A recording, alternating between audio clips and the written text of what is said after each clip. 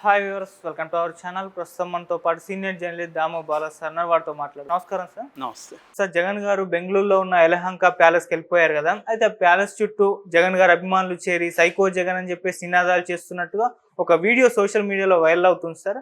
నిజంగా జగన్ గారు అభిమానులు ఇదంతా చేస్తున్నారా? ఎవరు చేస్తున్నారు? అసలు ఏం జరిగింది సార్ అక్కడ?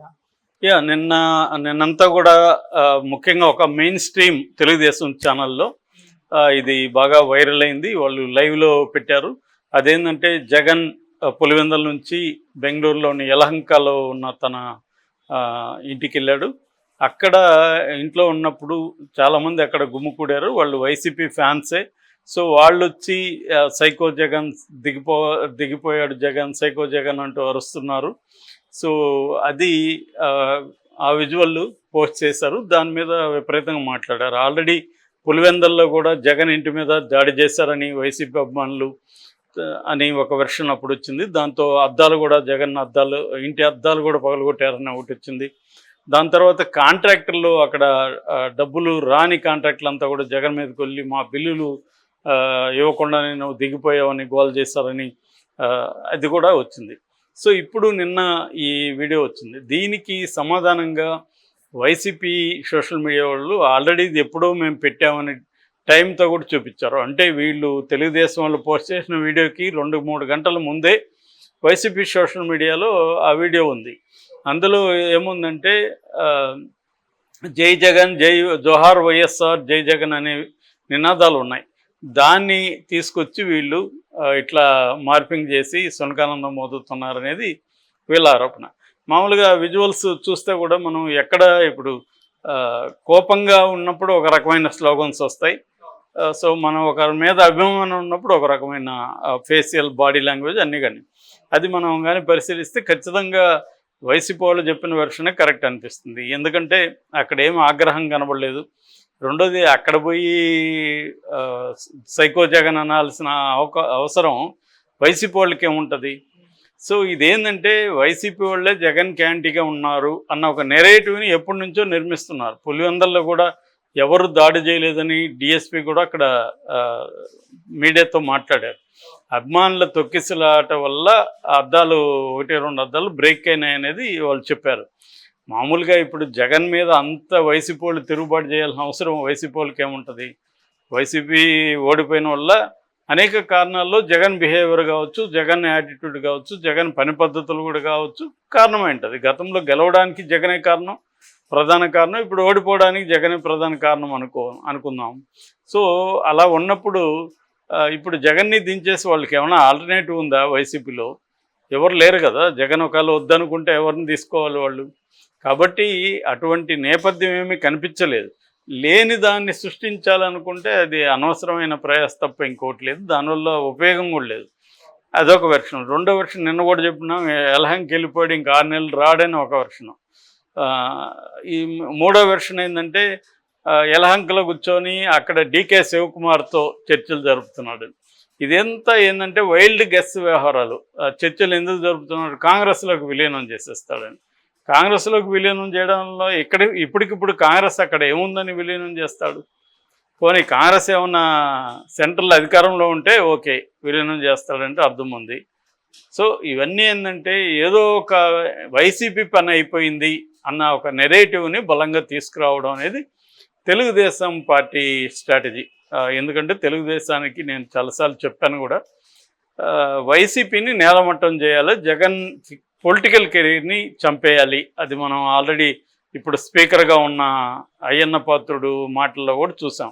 ఆయన ఎవరు వచ్చి జగన్ ఓడిపోయాడు కానీ చావలేదు, దాన్ని చంపేయాలి పూర్తిగా అని చెప్పారు. ఈయన కూడా దాన్ని ఇంకొంత డిఫైన్ చేసే విధంగా దాన్ని మాట్లాడుతూ, అవును ఈయన ఏం చెప్తున్నారంటే ఒక పాము, అందుకని మన పెద్దవాళ్ళు పాముని చచ్చేవరకు కొడతారు, అతను ఓడిపోయాడు కానీ చావలేదని చెప్తున్నాడు. అతను చావలేదనే పదం ఇంకొక అతను వాడలేదు. ఓడిపోయాడు కానీ అతని శక్తులంతా స్ట్రాంగ్గా ఉన్నాయనే ఒక పెద్ద ఆయన చెప్పాడు. దాన్ని ఎవరు స్పీకరు ఓడిపోయాడు కానీ చావలేదని ఈయన చెప్తున్నారు సో అని ఎగ్జాంపుల్ కూడా చెప్పాడు. దాన్ని జగన్ కూడా కోట్ చేశాడు.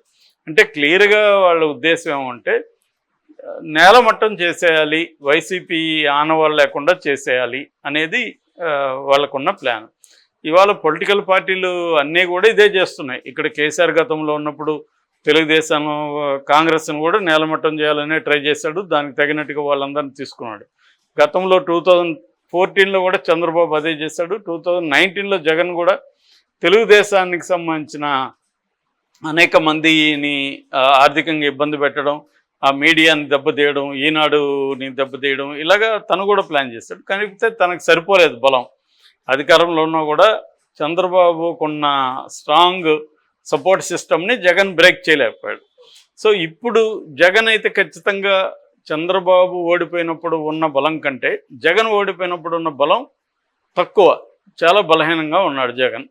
సో ఇప్పుడు నిజంగా చంద్రబాబు అనుకుంటే దెబ్బ కొట్టడం అయితే ఈజీని అంతే కష్టమైతే కాదు. కానీ జగన్కి కొన్ని అనుకోని సానుకూలతలు కూడా ఉన్నాయి. అదేంటంటే సెంట్రల్లో బీజేపీ కేవలం తన ఎన్డీఏ పక్షాల మీద, రాజకీయ పక్షాల మీద డిపెండ్ అయ్యి ఈ 5 ఏళ్ళు మనుగడ సాధించడం అనేది కష్టమవుతుంది. అందుకని సొంత బలాన్ని మనం పెంచుకోవాలి, వేరే వాళ్ళను కూడా మనం తీసుకోవాలి అనేది బీజేపీ అనుకుంటుంది. అందుకని నాన్ ఇండియా కూటమి, నాన్ ఎన్డీఏ చెందిన రాజకీయ పక్షాలతో మంచిగా ఉండాలనేది బీజేపీకి ఉన్న స్ట్రాటజీ. అందులో భాగంగా జగన్కు ఉండే 4 లోక్సభ సభ్యులు ఇంపార్టెంట్. అట్లాగే జగన్కి 11 మంది రాజ్యసభ సభ్యులు ఉన్నారు కాబట్టి వాళ్ళ మద్దతు అనేక బిల్లుల విషయంలో బీజేపీకి అవసరం. ఆ రకంగా జగన్కి కొంత బీజేపీ కేంద్ర నాయకత్వం నుంచి కొంత ప్రొటెక్షన్ అయితే ఉంది. ఆ రకంగా రేపొద్దున డీకే శివకుమార్తో కూడా జగన్ డీల్ చేయొచ్చు. ఎలాగా, మీకు ఒకవేళ మీరు గవర్నమెంట్ ఫామ్ చేసే పరిస్థితి వస్తే నేను మీకు మద్దతు ఇస్తానని చెప్పచ్చు. ఎందుకంటే జగన్కి ఇప్పుడు సెంట్రల్లో ఉన్న పార్టీల అండ అయితే అవసరం. రేపు ఒకవేళ బీజేపీ ఏమైనా కూలిపోయి, ఎన్డీఏ ప్రభుత్వం కూలిపోయి ఇండియా కూటమి వస్తే అప్పుడు ఆల్టర్నేటివ్గా జగన్ మద్దతు వాళ్ళకు కూడా అవసరం. కాబట్టి జగన్ కూడా గేమ్స్ ఆడచ్చు. ఎందుకంటే తన అవసరం కాబట్టి. తను ఇప్పుడు చంద్రబాబు వెనకున్న ఫోర్సెస్ ఎవరైతే ఉన్నారో వాళ్ళ నుంచి తను ఇప్పుడు రక్షించుకోవాలి.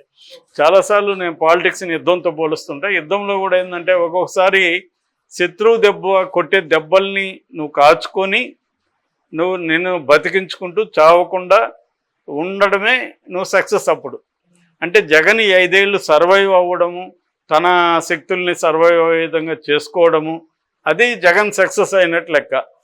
ఈవెన్ మనకి మొన్న సండేలో ఆయన రాధాకృష్ణ రాసిన కొత్త పలుకులో కూడా చంద్రబాబు ప్రభుత్వం అంత ఈజీ కాదు, అనేక ఇబ్బందులు ఉన్నాయి. సో చంద్రబాబు ప్రభుత్వం పెర్ఫార్మెన్స్ బట్టే జగన్కి యొక్క భవిష్యత్తు ఆధారపడి ఉందని అని చెప్పారు. సో వీళ్ళు జగన్ని అన్ని రకాలుగా, అంటే ఒక ఫిజికల్గా దెబ్బ కొట్టడం, కేసులు పెట్టడం, లీగల్గా చూసుకోవడం, పొలిటికల్గా జగన్ వైపు ఉన్న వాళ్ళందరినీ లాక్కోవడం, తర్వాత ఇమేజ్ అంటారు, ఇమేజ్ని బ్రేకప్ చేయడం. అంటే జగన్కి ఒక పీపుల్లో ఇమేజ్ ఉంది, ఆ ఇమేజ్ని దెబ్బ కొట్టాలంటే జగన్ ప్యాలెస్లు కట్టుకున్నాడు చూడండి, జగన్ 480 మంది సెక్యూరిటీని పెట్టుకున్నాడు చూడండి, అది చూడండి, ఇది చూడండి అని జగన్ ఇమేజ్ని బద్దలు కొట్టాలి. గతంలో కూడా ఇది చేశారు, తొగ్లక్ అని అదేని. దాని తర్వాత ఏంటి, జగన్ సొంత మనుషులే జగన్ మీద తిరుగుబాటు చేస్తున్నారంట, వైసీపీ వాళ్ళే తిరుగుబాటు చేస్తున్నారు అనేది నెక్స్ట్ వెర్షన్. సో ఇవన్నీ కూడా మల్టీ ప్రోంగ్డ్ అప్రోచ్తో జగన్ని దెబ్బతీయడం అనేది తెలుగుదేశానికి ఉన్న అవసరం. ఎందుకంటే నెక్స్ట్ లోకేష్ని సీఎం చేయాలంటే ప్రతిపక్షం అనేది లేకుండా చూసుకోవాలనేది చంద్రబాబుకు ఉండే లక్ష్యం. ఎవరైనా అదే ఆలోచిస్తారు. చంద్రబాబు ప్లేస్లో ఉంటే ఇంక భిన్నంగా ఆలోచిస్తారని నేను అనుకోను. ఎవరైనా ఇప్పుడు మోడీ కూడా కాంగ్రెస్ ముక్త భారత్ ఎందుకు కోరుకున్నాడు, కాంగ్రెస్ ఉంటే ఏంటి అతనికి, ఉంటే ఏంటంటే థ్రెట్గా ఫీల్ అవుతారు వాళ్ళు. ప్రతిపక్షం అనేది స్ట్రాంగ్గా ఉంటే అధికార పక్షం థ్రెట్గా ఫీల్ అవుతుంది. సో ప్రతిపక్షాన్ని బలహీనపరిచేసి, ప్రతిపక్ష నాయకుల్ని జైళ్ళల్లో పెట్టేసి తానే పరిపాలించాలనేది మోడీ ఎప్పటి నుంచి అదే కదా చేస్తున్నాడు. లేకపోతే కేజ్రీవాల్ని, హేమంత్ సోరెన్ లాంటి సీఎంలని తీసుకెళ్ళి ఎందుకు జైల్లో పెట్టాడు అంటే క్లియర్గా ప్రతిపక్షం అనేది ఉండకూడదు అనేది మోడీ లక్ష్యం. అలాగే ఇప్పుడు చంద్రబాబు లక్ష్యం కూడా జగన్ అనేవాడు ఉండకూడదు. అందుకని తనకు